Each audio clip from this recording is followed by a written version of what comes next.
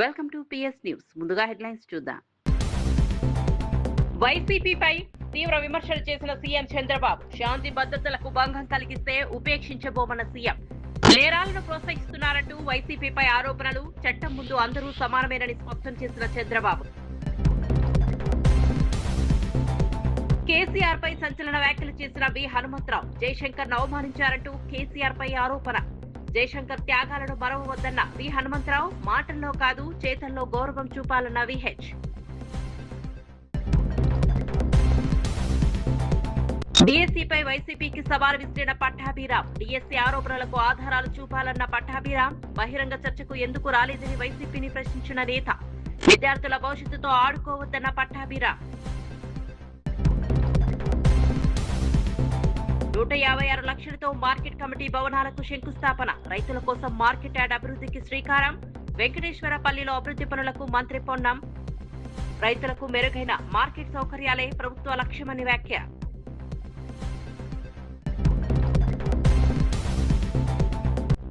చంద్రబాబు వ్యాఖ్యలపై కన్నబాబు తీవ్ర విమర్శలు. ప్రజలను అవమానించడం తగదన్న మాజీ మంత్రి. ముఖ్యమంత్రి హోదాకు తగినట్లు మాట్లాడాలన్న కన్నబాబు. ప్రజల సమస్యలపై దృష్టి పెట్టాలని ప్రభుత్వానికి సూచన.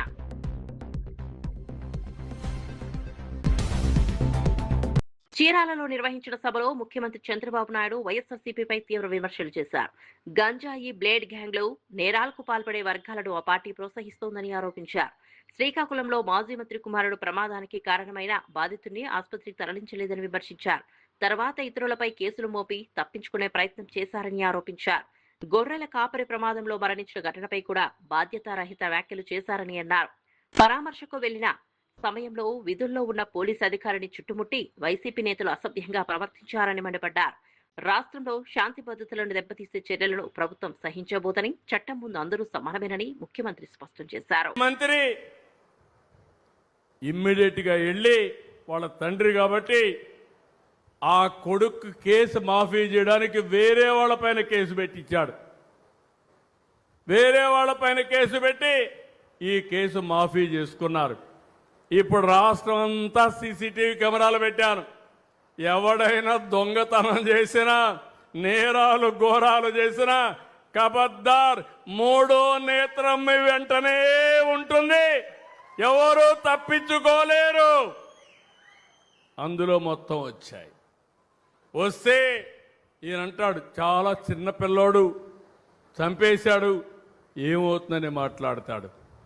గొర్రెల కాపరి చనిపోయాడు. చనిపోతే 44 ఏళ్ళు చనిపోయాడు. దానికి పెద్ద సమస్య ఏంటంటాడు. మీరు ఒక్కసారి ఆలోచించుకోవాలి. మానవత్వం ఉండాలి, మనుషుల్లో ఆలోచన విధానం ఉండాలి.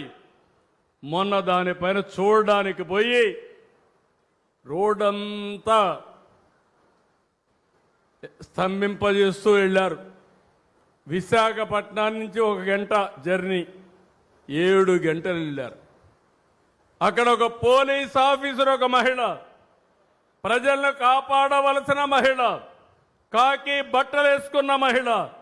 గవర్నమెంట్ వీరికైతే ఒక వెపన్ కూడా ఇస్తారు. వాళ్ళ ఆత్మరక్షణకే కాకుండా ప్రజల్ని కాపాడడానికి. అలాంటి మహిళ పట్ల అసభ్యంగా ప్రవర్తిస్తారు. మనుషులు మామూలుగానే మహిళని ఎవరన్నా టచ్ చేస్తే మనం అందరం కూడా చాలా కోప్పడతాం. అవునా కాదా అని అడుగుతున్నా.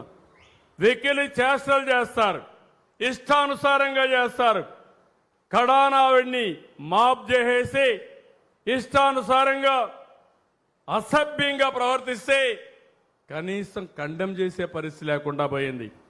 పాలమూరు ప్రాంతానికి అన్యాయం జరుగుతోందని మాజీ మంత్రి తీవ్ర విమర్శలు చేశారు. పాలమూరు బిడ్డనని చెప్పుకునే ముఖ్యమంత్రి రేవంత్ రెడ్డి ఏపీకి నీళ్లు తరలించేందుకు చంద్రబాబుకు సహకరిస్తున్నారని ఆరోపించారు. 2.5 ఏళ్లుగా పాలమూరు రంగారెడ్డి ప్రాజెక్టులలో తట్టెడు మట్టి కూడా ఎత్తలేదని విమర్శించారు. 802 మీటర్ల వద్ద నుంచే కల్వకుర్తి ఎత్తిపోతల ద్వారా నీళ్లు ఎత్తిపోవచ్చని, 854 మీటర్ల వద్ద నీరు ఉన్నప్పటికీ ఎందుకు పంపింగ్ చేయడం లేదని ప్రశ్నించారు. కృష్ణానదికి ఎగువ నుంచి భారీ వరద వస్తున్నా నీళ్లు లేవంటూ రైతులను ప్రభుత్వం తప్పుదో పట్టిస్తోందని ఆరోపించారు. సాగునీటి సమస్యను వెంటనే పరిష్కరించి రైతులకు న్యాయం చేయాలని ప్రభుత్వాన్ని డిమాండ్ చేశారు.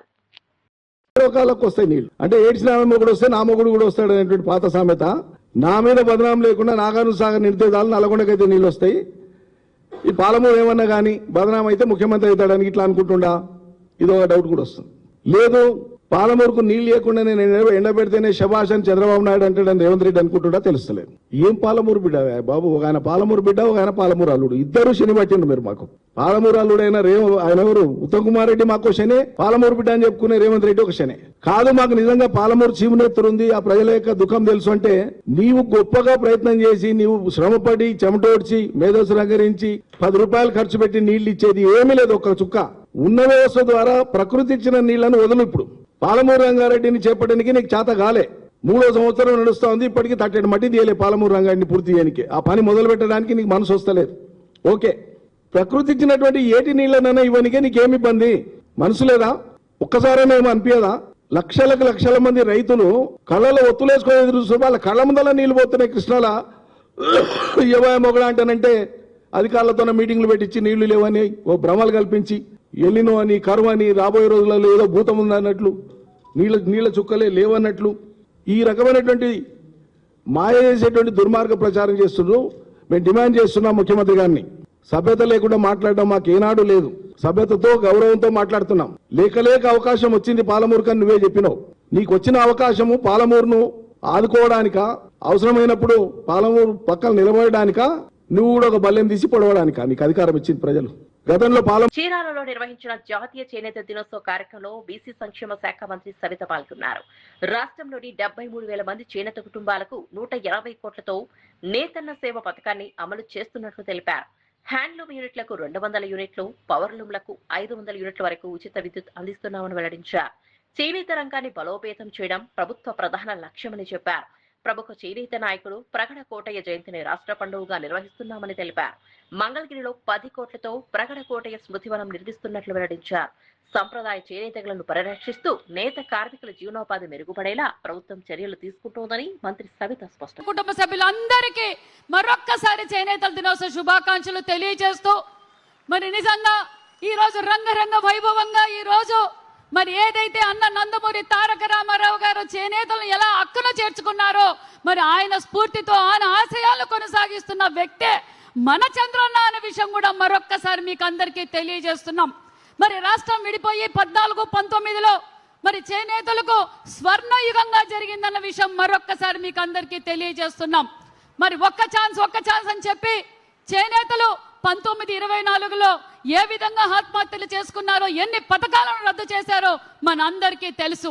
మరి మన ముఖ్యమంత్రి చంద్రబాబు నాయుడు గారు ఎన్నికల సమయంలో ఏదైతే మాట చెప్పారో ఆ మాట నిలబెట్టుకున్న ముఖ్యమంత్రి ఆ కూటమి ప్రభుత్వం అన్న విషయం మరొక్కసారి మీకు అందరికీ తెలియజేస్తున్నాం. ఆ రోజు 14-19లో చేనేతలు పడుతున్న కష్టాలు ఒక పక్క సంక్షేమ పథకాలు అందజేస్తూ ఆ రోజే 50 సంవత్సరాలకే పెన్షన్ అందజేసిన ఘనత మన ముఖ్యమంత్రి చంద్రబాబు నాయుడు గారు అన్న విషయం మీకు తెలియజేస్తున్నాం.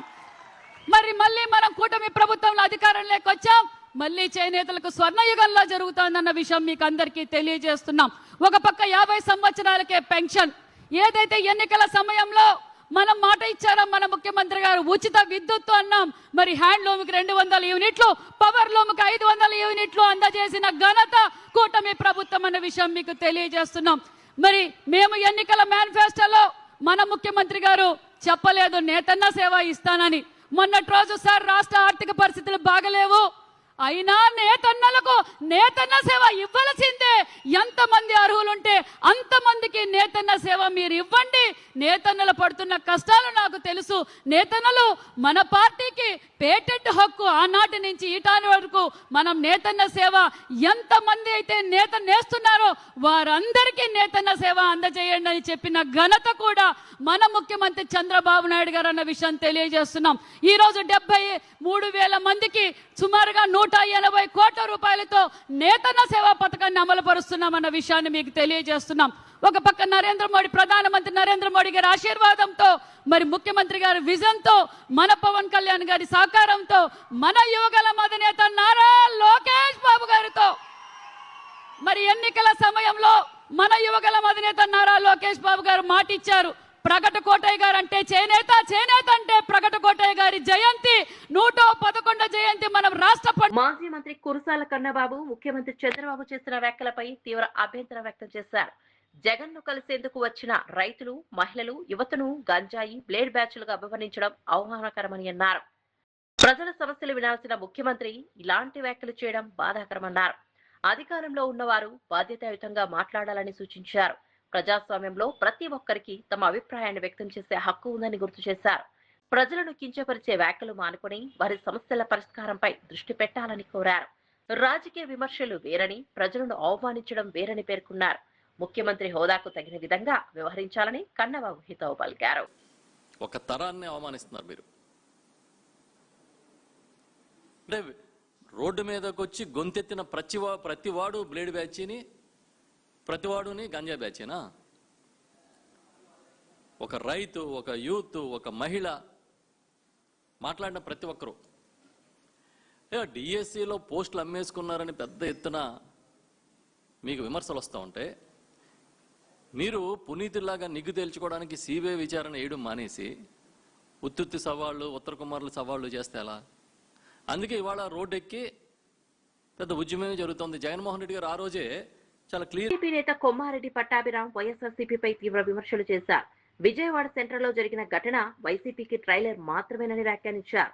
డిఎస్సీ నియామకాల్లో అక్రమాలు జరిగాయని హైకోర్టును ఆశ్రయించిన వైసీపీ కోర్టు కోరిన ఆధారాలను ఎందుకు సమర్పించలేకపోయిందని ప్రశ్నించారు. మంత్రి నారా లోకేష్ విసిరిన బహిరంగ చర్చ సవాల్ను వైసీపీ అధినేత స్వీకరించకుండా తప్పించుకున్నారని ఎద్దేవా చేశారు. నిజాలు ప్రజల ముందుంచే ధైర్యం లేకపోవడంతోనే చర్చకు దూరంగా ఉన్నానని ఆరోపించారు. ఆధారాలు లేకుండా ప్రభుత్వంపై ఆరోపణలు చేయడం ప్రజలను తప్పుదోవ పట్టించడమేనన్నారు. డిఎస్సీ నియామకాల విషయంలో ప్రభుత్వం పారదర్శకంగా వ్యవహరిస్తోందని, కోర్టులోనూ వాస్తవాలు బయటపడుతున్నాయని పేర్కొన్నారు. రాజకీయ ప్రయోజనాల కోసం విద్యార్థుల భవిష్యత్తుతో ఆడుకోవద్దని పట్టాభిరాం సూచించారు. హైకోర్టు చీవాట్లు పెట్టిందా? మీకు ఏం చెప్పింది? ఆధారాలు ఉన్నాయా అని అడిగింది హైకోర్టు. హైకోర్టులో తెల్లమకాలేసి ఒక్క ఆధారం కూడా చూపించలేకుండా ఇవాళ రోడ్ల పైన వేరంగా వేస్తామంటే చూస్తూ కూర్చుంటామా?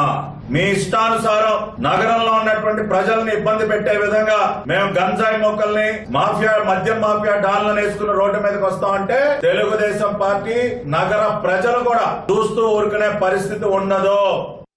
కాంగ్రెస్ ఎంపీ చామల కిరణ్ కుమార్ రెడ్డి బీఆర్ఎస్ పై తీవ్ర విమర్శలు చేశారు. ప్రజలు బీఆర్ఎస్ పాలనను మర్చిపోలేదని, వరుస ఎన్నికల్లో ఎదురైన పరాజయాలే ప్రజాభిప్రాయానికి నిదర్శనమని అన్నారు. ఓటములపై ఆత్మ పరిశీలన చేసుకోవాల్సిన బదులు అధికార పార్టీపై ఆరోపణలు చేస్తూ సోషల్ మీడియాలో తప్పుడు ప్రచారం చేస్తున్నారని విమర్శించారు. కేటీఆర్, హరీష్ రావు వాస్తవాలను అంగీకరించి ప్రజల తీర్పును గౌరవించాలని సూచించారు. రాష్ట్ర ప్రభుత్వం చేపడుతున్న అభివృద్ధి కార్యక్రమాలను చూసి నిరాశతోనే ఇలాంటి విమర్శలు చేస్తున్నారని ఆరోపించారు. ప్రజల సమస్యలపై నిర్మాణాత్మకంగా స్పందించడం ప్రతిపక్ష బాధ్యత అని, అసత్య ప్రచారాలతో రాజకీయ లబ్ధి పొందాలని చూడటం సరికాదని చామల కిరణ్ కుమార్ రెడ్డి పేర్కొన్నారు. దౌర్భాగ్యులు వీళ్ళిద్దరు బావబామర్దులు. ఇలా కేంద్ర ప్రభుత్వం వెనుకకు తగ్గడానికి కారణం రేవంత్ రెడ్డి గారు, ఉత్తమ్ కుమార్ రెడ్డి గారు పలుమార్లు వచ్చి జలశక్తి మినిస్టర్ని కలిసి, ఎన్విరాన్మెంటల్ మినిస్టర్ని కలిసి అక్కడ ఉన్నటువంటి పరిస్థితులను వివరించి 200 టీఎంసీ నీళ్ళు ఇచ్చే పరిస్థితే లేదని చెప్పడంతో వెనక్కి తగ్గినటువంటి పరిస్థితి. ఇలా నాణ్యతమైనటువంటి విద్యను అందియాలని చెప్పి రేవంత్ రెడ్డి గారు ప్రయత్నం చేస్తున్నారు. రేవంత్ రెడ్డి గారు విద్యార్థులకు వ్యతిరేకం కాదు. ఇప్పుడున్నటువంటి విద్యా వ్యవస్థ, ఇప్పుడున్నటువంటి టీచింగ్ ఫ్యాకల్టీకి సంబంధించినటువంటి పరిస్థితిని మెరుగుపరచాలని, స్కిల్ డెవలప్మెంట్ని పెంచాలన్న ఉద్దేశంతో తాపత్రయపడుతుండు. 10 సంవత్సరాల్లో ఏ రోజు కూడా ఉద్యోగాల పరిస్థితి ఏందని ఆలోచించినోడు కూడా ఇవాళ వచ్చి మాట్లాడే ప్రయత్నం చేస్తున్నారు. తూర్పు గోదావరి జిల్లాకు చెందిన ఏడేళ్ల ప్రియదర్శిని తన కుటుంబ జీవితంలో ఎదుర్కొంటున్న కష్టాలను వెల్లడిస్తూ న్యాయం కోసం విజ్ఞప్తి చేశారు. 2006లో వివాహం అనంతరం భర్త కుటుంబంతో కలిసి విశాఖపట్నంలో నివసించానని, తరువాత కుటుంబ పరిస్థితుల కారణంగా అద్దె ఇంటికి మారాల్సి వచ్చిందని తెలిపారు. 2 పిల్లలను పెంచుకుంటూ ఎన్నో ఇబ్బందులు ఎదుర్కొన్నానని ఆవేదన వ్యక్తం చేశారు. కుటుంబ సభ్యులు తనకు జరిగిన అన్యాయంపై సంబంధిత అధికారులు ఆశ్రయించినా సరైన న్యాయం జరగలేదని చెప్పారు. చివరకు న్యాయం కోసం భిక్షాటన చేయాల్సిన పరిస్థితి వచ్చిందని కన్నీటి పర్యంతమయ్యారు. తన సమస్యను ప్రభుత్వం గుర్తించి తగిన న్యాయం చేయాలని, తన పిల్లల భవిష్యత్తును కాపాడాలని పేర్కొన్నారు. బాధిత మహిళకు న్యాయం జరిగేలా అధికారులు స్పందించాలని స్థానికులు కూడా కోరుతున్నారు. వివాహం చేశారు, వివాహ సర్టిఫికెట్, అలాగే ఆ వివాహానికి సంబంధించినటువంటి ఫోటో, ఆ తల్లి, తండ్రి, అలాగే ఆ కుర్రోడు, వాళ్ళిద్దరు ఆడపడుచులు ఉన్నటువంటి ఫోటో, వాళ్లే దగ్గరుండి వివాహం చేశారు. 2,50,000 కట్నం ఇచ్చి ఆ రోజుల్లో 2 లక్షలు వాళ్ళకి 50,000 ఆడబడుచులకి కట్నం ఇచ్చి వివాహం చేశారు పెద్దల సమక్షంలో కుదర్చగా.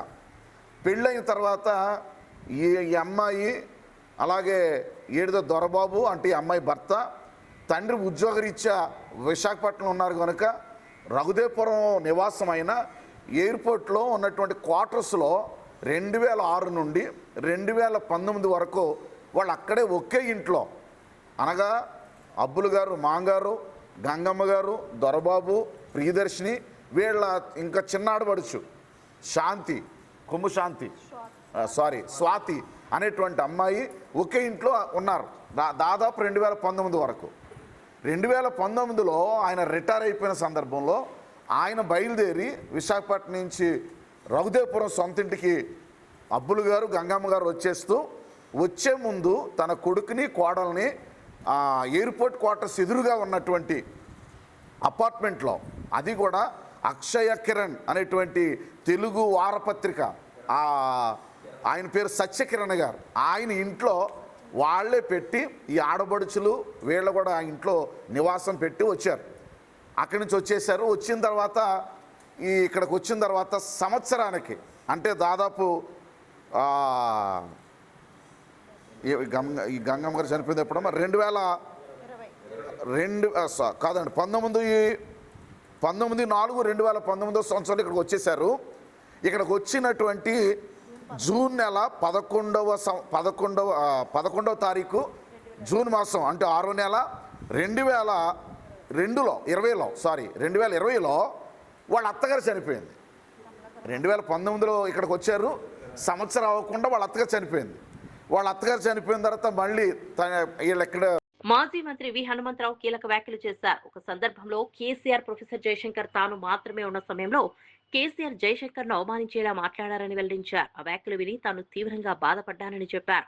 అనంతరం జయశంకర్ ను ప్రశ్నించగా ఇలాంటి మాటలు తరచూ వింటున్నానని, తెలంగాణ రాష్ట్రం కోసం అన్ని భరిస్తున్నారని ఆవేదన వ్యక్తం చేశారని తెలిపారు. తనకు ఆలోచనలు ఉన్నా వాటిని అమలు చేసే శక్తి లేదని జయశంకర్ చెప్పినట్లు వెల్లడించారు. బతికి ఉన్నప్పుడే గౌరవించని నాయకులు ఇప్పుడు జయశంకర్ ను దేవుడిలా కొలుస్తున్నారని విమర్శించారు. తెలంగాణ ఉద్యమంలో జయశంకర్ చేసిన త్యాగాలను ఎప్పటికీ మరవలేమని, ఆయన ఆశయాలను నిజంగా గౌరవించాలంటే మాటల్లో కాదు చేతల్లో చూపించాలని హనుమంతరావు అన్నారు. అంటూ ఉంటాడు కానీ నేను ఏం చేయలేను హనుమంతన్న అన్నాడు. నాకు ఆలోచన వచ్చింది, దానిని అమలు చేసే శక్తి నాకు లేదు. మంచి అయినా చెడైనా కేసీఆర్ నాకు నోటికొచ్చినట్లు మాట్లాడినా తెలంగాణ రాష్ట్ర కొరకు భరిస్తున్నా అన్నాడు. బతుకున్నప్పుడేమో అవమానపరిచిన బీఆర్ఎస్ నాయకులు ఇప్పుడేమో ఆయన ఆకాశం మీద దేవునిలాగా పొడుగుతుంటే చూడలేక పాత సంగతి ప్రజలకు చెప్తున్నా. ఎందుకంటే నా ముందే జరిగింది, నేను ముగ్గురమే ఉన్నట్టు కనుక దాన్ని బాధపడుతూ ఆ రోజులలోనేమో ఇన్సల్ట్ చేస్తారు, ఆయన స్టాచ్యూ పెట్టరు తెలంగాణ వచ్చినాక. కానీ వాళ్ళ ఆయన జన్మదిన సందర్భంలో గొప్పలుగా మాట్లాడుతుంటే అది చూడలేక ఇవాళ నేను ఎన్నడూ మాట్లాడ కానీ అప్పుడేమో ఇన్సల్ట్ చేశారు ఆయనను. కానీ ఆయన ఆ ఇన్సల్ట్కు ఎందుకంటే నిజంగా తెలంగాణ తెచ్చిన వ్యక్తి ఎవరంటే ప్రొఫెసర్ జయశంకర్ అనేది నా ఉద్దేశం. కనుక ఆయనకు సరి అయిన న్యాయం జరగాలని నా ఆలోచన. ఇవాళ గొప్పలు చెప్పడం కాదు, ఆయన ఆకాశానికి ఎత్తడం కాదు, ఆయనకు జరిగిన అవమానములకు భరించి తెలంగాణ తేవడానికి ముఖ్య వ్యక్తి అహోరాత్రులు కృషి చేసి మంచి సలహాలు ఇచ్చి ఆయనను తెలంగాణ రావడానికి ముఖ్య కారకుడు అనేది నా ఉద్దేశం. ఆయన మాజీ ఎంపీగా, మాజీ ఓబీసీ ఉద్యోగకారుడుగా నా మాట వాస్తవాలు చెప్తున్నా. నేను వేరే ఉద్దేశంతో ఎవరి మీద కాదు, కానీ అప్పుడు మాట్లాడిన తీరుకు ఇప్పుడు మాట్లాడిన చాలా వ్యత్యాసం ఉన్నదనే బాధతో నేను మీడియాతో చెప్తున్నా. చిలకలూరిపేటలో మాజీ మంత్రి విడుదల రచన ఆధ్వర్యంలో వైఎస్ఆర్సీపీ శ్రేణులు రిలే నిరాహార దీక్ష నిర్వహించాయి. డిఎస్సీ నియామకాల్లో భారీ అక్రమాలు జరిగాయని ఆరోపించిన ఆమె ఈ వ్యవహారంపై సీబీఐతో విచారణ జరపాలని డిమాండ్ చేశారు. మెరిట్ ఉన్న అభ్యర్థులకు అన్యాయం చేస్తూ కోట్ల రూపాయల అవినీతి జరిగిందని విమర్శించారు. స్పోర్ట్స్ కోటాలో కూడా పారదర్శకత లేదని ఆరోపించారు. ఈ వ్యవహారానికి నైతిక బాధ్యత వహిస్తూ విద్యాశాఖ మంత్రి నారా లోకేష్ వెంటనే రాజీనామా చేయాలని డిమాండ్ చేశారు. ఫీజు రీయింబర్స్మెంట్ బకాయిలను వెంటనే విడుదల చేయాలని, విద్యార్థుల ఇబ్బందులను ప్రభుత్వం గుర్తించాలని కోరారు. నిరుద్యోగ భృతి హామీని అమలు చేయాలని కూడా డిమాండ్ చేశారు. యువత భవిష్యత్తుతో ప్రభుత్వం చెలగాటం ఆడకూడదని విడుదల రజని హెచ్చరించారు. ఈ డిఎస్సి సంబంధించినటువంటి అభ్యర్థులంతా ఏ విధంగా రోడ్లకి యాజిటేషన్ చేస్తున్నారో మనం చూస్తాం. కాబట్టి అటు యువత విద్యార్థులు ఎంతో ఆశయాలతో, ఒక ఆశయంతో మరి ఇంతవరకు వచ్చినటువంటి వీళ్ళ ప్రతిభకు గుర్తింపు ఇవ్వకుండా ఎవరెవరికో అసలు ఊహించిన వాళ్ళకి వాళ్ళ కమిషన్స్ ఇచ్చిన వాళ్ళకి ఇస్తున్నారంటే దీని పట్ల మేమంతా కూడా ఒకటే చెప్తా ఉన్నాము. ఇది తప్పు, పెద్ద స్కామ్ జరిగింది. వైఎస్ఆర్ కాంగ్రెస్ పార్టీ ఒకటే డిమాండ్ చేస్తా ఉంది. ఈ డిఎస్సి పట్ల ఏవైతే అవకతవకలు, అక్రమాలు అండ్ స్కామ్ జరిగిందో దీని మీద సిబిఐ ఎంక్వైరీ తక్షణమే వేయించాలి అని చెప్పి ఈ కూటమి ప్రభుత్వాన్ని డిమాండ్ చేస్తుంది. దీనికి పూర్తిగా కూడా నైతిక బాధ్యత వహిస్తూ, దీనికి మంత్రి ఎవరండి? నారా లోకేష్ గారు కదా, ఆయన కదా. కాబట్టి నారా లోకేష్ గారు రాజీనామా చేయాలి అని చెప్పేసి వైఎస్ఆర్ కాంగ్రెస్ పార్టీ డిమాండ్ చేస్తూ ఉంది. ఫీ రీయింబర్స్మెంట్ అండి, ఫీ రీయింబర్స్మెంట్. పేదవాడు ఉన్నత చదువులకు దూరం కాకూడదనే ఉద్దేశంతో ఆనాడు రాజశేఖర రెడ్డి గారు ఒక గొప్ప ఆశయంతో ఈ కార్యక్రమాన్ని తీసుకొచ్చారు. దీన్ని ఇంకా మరింత స్ట్రెంథెన్ చేస్తూ, దీనికి బలం చేకూరుస్తూ, విద్యా దీవెన, వసతి దీవెన అని కూడా ఇస్తూ మరి జగన్మోహన్ రెడ్డి గారు విద్యతోనే ఆ కుటుంబం యొక్క తలరాతలు మారతాయని భావించి మరి ఈ ఫీ రీయింబర్స్మెంట్ ని అర్హులైన ప్రతి ఒక్కరు కూడా అందజేయాలనే ఉద్దేశంతో ఇస్తూ ముందుకు వచ్చారు. ఈ రోజున 8 క్వార్టర్లు అయింది. ఈ 2 ఏళ్ల కాలంలో ఈ ప్రభుత్వం వచ్చి ఫీ రీయింబర్స్మెంట్ రూపాయి అంటే రూపాయి కూడా చెల్లించలేదు. ఇక కాలేజ్ యాజమాన్యాలు ఆ కాలేజ్ స్టూడెంట్స్ ని ఏ విధంగా ఇబ్బంది పెడుతుంది? సర్టిఫికేట్లు ఇవ్వాలంటే డబ్బులు కడితే కానీ ఇవ్వమంటుంది. హాల్ టికెట్ ఇవ్వట్లేదు. ఈ రోజు కాలేజీలకు పిల్లలు సరిగా వెళ్లే పరిస్థితి, కాలేజీ గేట్ల దగ్గర ఇబ్బంది పడుతూ ఉన్నారు. అందరికీ రిప్రజెంటేషన్స్ ఇస్తూ ఇప్పటికే జగన్మోహన్ రెడ్డి గారిని కూడా కలిసి రిప్రజెంటేషన్స్ ఇవ్వడం జరిగింది. మరి ఈ విధంగా కాలేజ్ స్టూడెంట్స్ అందరూ కూడా ఇబ్బంది పడుతూ ఈ రోజున ఫీ రీయింబర్స్మెంట్ లేక నానా ఇబ్బందులు పడుతూ ఈరోజు ఏడుస్తున్నటువంటి పరిస్థితి. కాబట్టి తక్షణమే వైఎస్ఆర్ కాంగ్రెస్ పార్టీ డిమాండ్ చేస్తుంది, మీరు చెప్పినటువంటి మీరు ఈ ఫీ రీయింబర్స్మెంట్ ఇమీడియట్ గా ఏదైతే బకాయిలు ఉన్నాయో ఇమీడియట్ గా ప్రజలకు, విద్యార్థులకు చెల్లించాలి అని చెప్పి వైఎస్ఆర్ కాంగ్రెస్ పార్టీ డిమాండ్ చేస్తుంది. నిరుద్యోగ భృతి 3000 ఇస్తామన్నారు. అంటే ఉద్యోగం ఎవరికి లేకపోయినా కూడా నిరుద్యోగ భృతి 3000 ఎవరికైనా సరే ఇస్తాము. మాచర్లలో వైఎస్ఆర్సీపీ యువ నాయకుడు చెన్నారెడ్డి హత్యపై మాజీ మంత్రి పిన్నెల్లి తీవ్ర ఆవేదన వ్యక్తం చేశారు. రాజకీయంగా ఎదుగుతున్నాడనే కారణంతోనే ఈ హత్య జరిగిందని ఆరోపించారు. పార్టీ కార్యక్రమాల్లో చురుగ్గా పాల్గొంటూ ప్రజల మధ్య పనిచేసే నాయకుడిని గుర్తు చేశారు. డిఎస్సి అక్రమాలై రిలే నిరాహార దీక్షకు అనుమతి కోరుతూ పోలీసులను కలిసిన కొద్ది గంటల్లోనే ఈ దారుణ ఘటన చూసుకోవడం బాధాకరమన్నారు. హత్య వెనుకున్న కుట్రను పూర్తిగా వెలికి తీయాలని పోలీసులను కోరారు. నిందితులను కఠినంగా శిక్షించి బాధిత కుటుంబానికి న్యాయం చేయాలని డిమాండ్ చేశారు. రాజకీయ హింసకు రాష్ట్రంలో స్థానం ఉండకూడదని, శాంతి భద్రతలు కాపాడేందుకు ప్రభుత్వం చర్యలు తీసుకోవాలని పిన్నెల్లి సూచించారు. కారుతో కొట్టి కారం జల్లి నిర్దాక్షిణంగా చంపిన పరిస్థితి ఖచ్చితంగా ఇప్పటికే దానికి సంబంధించిన అనుమానితులందరూ కూడా చాలామంది తెలిసిన పరిస్థితిలో రాత్రి డిఎస్పీ గారితో కూడా నేను మాట్లాడడం జరిగింది. దీన్ని ఎప్పటి నుంచి రెక్కి వేస్తూ ఉన్నారు, దీని వెనక ఎవరున్నారు, ఖచ్చితంగా అది తేల్చాల్సిన అవసరం ఉంది. దాన్ని తేల్చాలి. చాలా బాధాకర విషయం, ఎందుకంటే చాలా యాక్టివ్గా పనిచేస్తాడు. నియోజకవర్గంలో అన్ని గ్రామాల్లో కూడా పార్టీ కార్యక్రమాలు ఉంటే చెన్నారెడ్డి బాగా యాక్టివ్ పనిచేస్తాడు. చాలా బాధేసే విషయం. అకారణంగా అన్యాయంగా 2 చిన్నపిల్లలు ఇప్పుడు కాపు కాసి చంపే అంత అక్కడున్న ఇన్సిడెంట్లు కూడా ఏం లేవు. కానీ కావాలనే వాడు రాజకీయంగా ఎదుగుతున్నాడనే అక్కుశతోటి ఈరోజు కావాలనే చేసిన పరిస్థితి.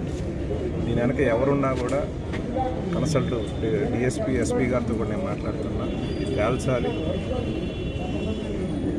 ఖచ్చితంగా ఇమీడియట్గా ఈ కుట్ర కోణం ఏముందో, ఎవరెవరు పార్టిసిపేట్ చేశారు, ఎవరెవరు ఉన్నారో కూడా తేల్చాలని మేము డిమాండ్ చేస్తున్నాం. పార్లమెంట్ ఆవరణలో విపక్ష ఎంపీలు మరోసారి నిరసనకు దిగారు.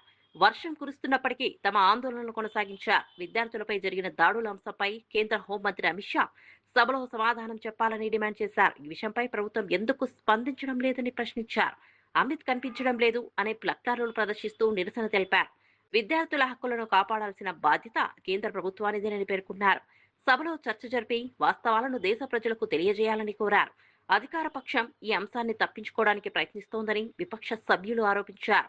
విద్యార్థులపై జరిగిన ఘటనలకు బాధ్యులపై చర్యలు తీసుకోవాలని, పార్లమెంట్లో పూర్తిస్థాయి చర్చ నిర్వహించాలని విపక్షం డిమాండ్ చేసింది.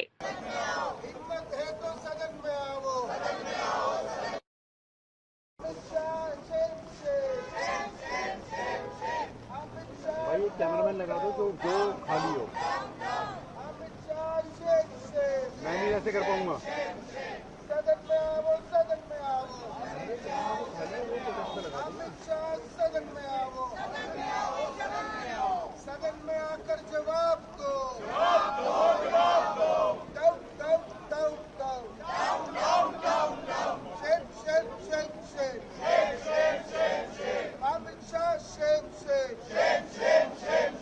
अमित शाह सदन में आओ, बच्चों के ऊपर अजीत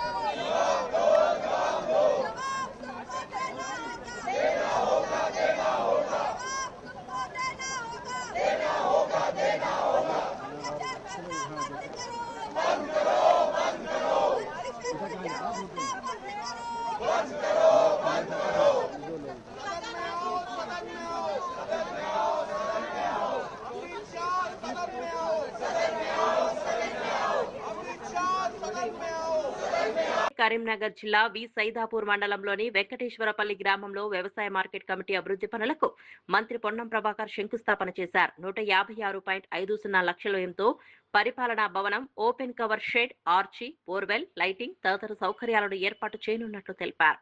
రైతులకు మెరుగైన మార్కెట్ వసతులు కల్పించడమే ప్రభుత్వ లక్ష్యమని పేర్కొన్నారు. ఈ పనులు పూర్తయితే వ్యవసాయ ఉత్పత్తుల కొనుగోలు, నిల్వ, విక్రయాలకు మరింత సౌకర్యం కలుగుతుందని చెప్పారు.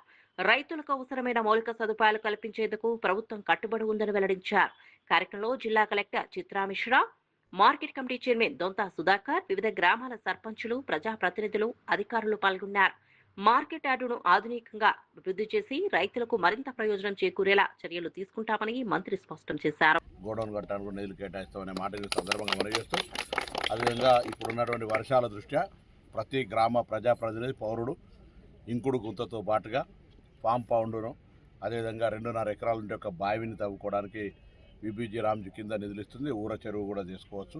కాబట్టి నీటి వనరులు ఏదైతే వర్షం నీరు ఉందో దాన్ని ఆదా చేసుకోవడానికి, ఎండిపోతే బోరు ఇంజెక్షన్ బోర్ అని పక్కనే నీళ్లు నిల్వ చేసుకుంటే ఆ బోరు కూడా అనేకంగా హైదరాబాద్లో మళ్ళీ మంచి వాటర్ ఇస్తున్నటువంటి సందర్భం కాబట్టి నీటి సంరక్షణ మీద కూడా మరి జలసిరి పేరు మీద జరిగే ప్రోగ్రాంలో అందరూ కూడా భాగస్వాములు కావాలని కోరుతా ఉన్నా. వన సంరక్షణ, జలసిరి రైతాంగానికి అన్ని రకాలుగా ఉపయోగపడేటువంటి కార్యక్రమాలు తీసుకుంటాను. ఇంకా భవిష్యత్తులో కూడా ఈ నియోజకవర్గానికి సంబంధించినటువంటి అన్ని రకాల అంశాల పట్ల సానుకూలంతో ప్రభుత్వంలో మరింత అభివృద్ధి దిశలో తీసుకునే ప్రయత్నం చేస్తాను.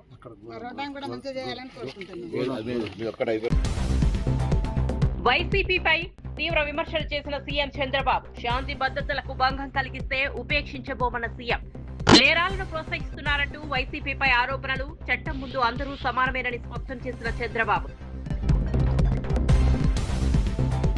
కేసీఆర్ పై సంచలన వ్యాఖ్యలు చేసిన వి హనుమంతరావు, జయశంకర్ ను అవమానించారంటూ కేసీఆర్ పై ఆరోపణ, జయశంకర్ త్యాగాలను మరవవద్దన్న వి హనుమంతరావు, మాటల్లో కాదు చేతల్లో గౌరవం చూపాలన్న విహెచ్.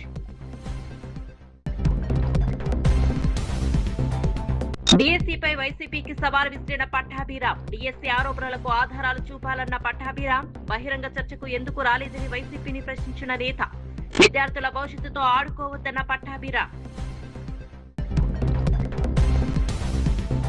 156 లక్షలతో మార్కెట్ కమిటీ భవనాలకు శంకుస్థాపన, రైతుల కోసం మార్కెట్ యార్డ్ అభివృద్ధికి శ్రీకారం, వెంకటేశ్వరపల్లిలో అభివృద్ధి పనులకు మంత్రి పొన్నం, రైతులకు మెరుగైన మార్కెట్ సౌకర్యాలే ప్రభుత్వ లక్ష్యమని వ్యాఖ్య.